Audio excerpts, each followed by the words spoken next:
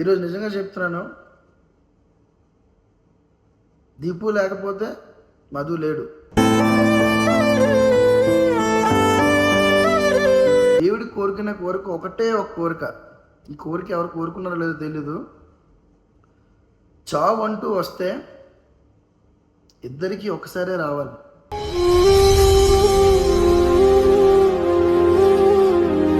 ఇన్ని రోజులు ఏం జరిగిందో అనేది మర్చిపో. Jan 5 రోజు మళ్ళీ 1 year తర్వాత నీ బర్త్డేకి వచ్చిన వీడియోలో ఈ 1 yearలోని నేనేం సాధించానో అనేది మీకు చూపిస్తాను, నీకు చూపిస్తాను. Deepu, advance happy birthday Deepu. I love you, I love you, I love you.